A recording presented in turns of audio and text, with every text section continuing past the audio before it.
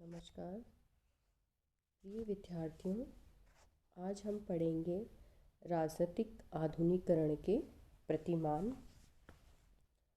राजनीतिक आधुनिकीकरण का कोई अनुक्रम प्रतिमान तो निश्चित नहीं किया जा सकता, लेकिन फिर भी जो आज की या जो आधुनिक जो राजनीतिक व्यवस्थाओं को अगर देखा जाए तो मोटे रूप से हमें 5 चीज़ें या 5 मॉडल इसके अंदर राजनीतिक व्यवस्था में दिखाई देते हैं, जिन्हें हम ये कह सकते हैं कि आधुनिकीकरण के ये प्रतिमान हो सकते हैं।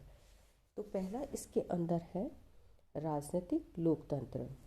राजनीतिक लोकतंत्र से आशय यह है कि जिस व्यवस्था में जिसकी ओर आधुनिकतमशील राज्य उन्मुख है, इसे उसने प्रतिनिधात्मक या सार्वजनिक स्वतंत्रता के माध्यम से नागरिकों शासन के राज्य के रूप में परिभाषित किया है। और इस जो व्यवस्था होती है उसके मुख्य लक्षण निम्न प्रकार से होते हैं। उसमें है कि सार्वभौमिक मत अधिकार द्वारा नियमित समय पर संसद का निर्वाचन किया जाता है। दूसरा इसमें है कि राजनीतिक दलों का अस्तित्व होता है, जिसके आधार पर चुनाव में जिस दल का बहुमत होता है उस दल की सरकार बनती है। तीसरा, राजनीतिक सत्ता तुलनात्मक रूप से अल्पकाल के लिए ग्रहण की जाए, मतलब ये नहीं कि बहुत ही लंबे समय के लिए, अल्पकाल के लिए, जिससे कि वो राजनीतिक उत्तरदायित्व को पूरा करती रहे। और चौथा इसमें होता है कि सत्ता के निरंकुश और स्वेच्छापूर्ण दुरुपयोग के लिए किसी भी प्रवृत्ति को प्रोत्साहन नहीं मिलना चाहिए। और पांचवा है कि स्वतंत्र न्यायपालिका का अस्तित्व हो। राजनीतिक जो लोकतंत्र है वो प्रभावशाली और स्थायी हो, इसके लिए आवश्यक है कि जो भी संस्थात्मक प्रबंधों या सामाजिक और सांस्कृतिक जो दशाएं हैं उनमें निम्न चीज़ों को समर्थन मिलना चाहिए कि जो भी राजनीतिक कार्यों में भाग ले रहा है, जो भी दल या व्यक्ति, उसमें आत्म संयम होना चाहिए और सत्ता के चिपके रहने की प्रवृत्ति नहीं होनी चाहिए। और जो विरोधी दल है उसको भी जो सत्ता की होड़ में नहीं उलझना चाहिए, बल्कि उनका समुचित रूप से उनको जो सही चीज़ें हैं उनका समर्थन करना चाहिए। तब एक तरीके से जो राजनीतिक लोकतंत्र है वो उत्पन्न रह सकता है, बना रह सकता है। दूसरा है अभिभावकी लोकतंत्र। अभिभावकी लोकतंत्र और राजनीतिक जो लोकतंत्र है उसके अंदर मौलिक अंतर ये माना गया है कि अभिभावकी लोकतंत्र में राजनीतिक लोकतंत्र की संरचनात्मक व्यवस्थाएं व्यावहारिक रूप से सक्रिय नहीं रहती। अनेक समाजों में कुछ लोग राजनीतिक लोकतंत्र के सिद्धांतों और प्रक्रियाओं में आस्था तो रखते हैं, किंतु इसकी स्थापना की परिस्थितियों के अभाव में लोकतंत्र लाने के लिए प्रयत्नशील ही हो सकते हैं।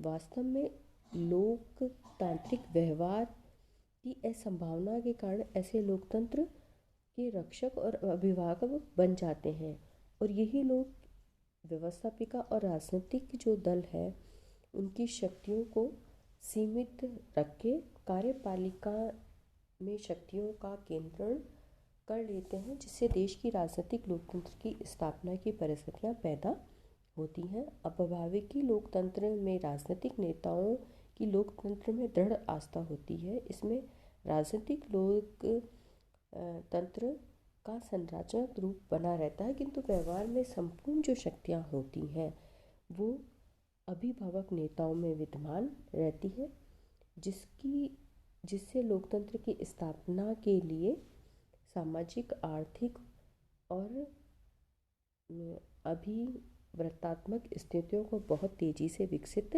किया जा सके। तीसरा है आधुनिकीकरणशील वर्गतंत्र। कई बार जो लोकतंत्रीय संरचनाओं का विद्यमान रहना अपने आप में राजनीतिक जो आधुनिकीकरण है उसमें बाधा उत्पन्न करने लगता है और आम जनता स्वतंत्रता को एक तरीके से